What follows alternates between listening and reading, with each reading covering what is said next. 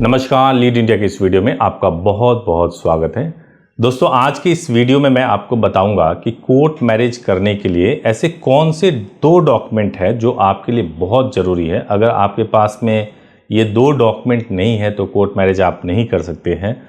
आपके दिमाग में अलग अलग डॉक्यूमेंट आएंगे कि भाई आधार कार्ड होना चाहिए, पैन कार्ड होना चाहिए, या फिर आपके पास में पासपोर्ट या 10th की मार्कशीट होनी चाहिए।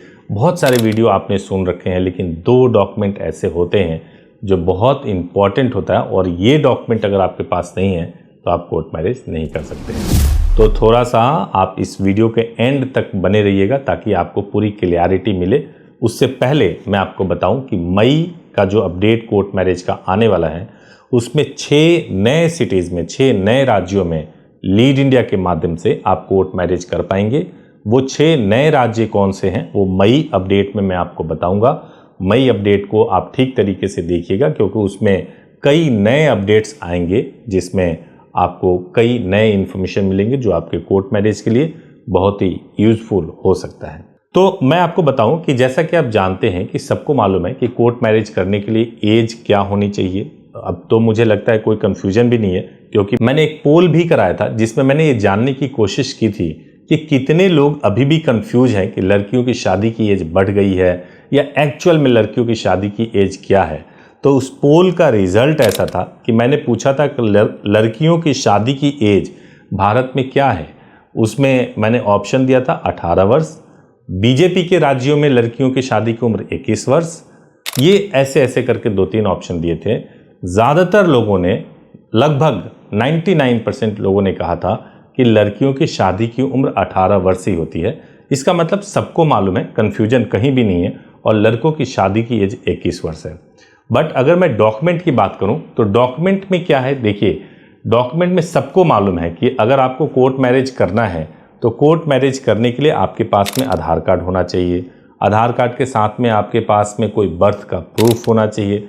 बर्थ का प्रूफ क्या होना चाहिए? आपके पास 10th की मार्कशीट हो, या फिर आपके पास में सर्टिफिकेट हो, या बर्थ सर्टिफिकेट हो, पासपोर्ट हो, ड्राइविंग लाइसेंस हो, और आईडी प्रूफ में पैन कार्ड या वोटर आईडी हो। आधार कार्ड मैंडेटरी डॉक्यूमेंट होता है। लेकिन इसके बावजूद भी एक सवाल जो बहुत पूछा जाता है कि भाई कोर्ट मैरिज करने के लिए दो डॉक्यूमेंट कौन से हैं जो कि बिल्कुल मैंडेटरी होता है।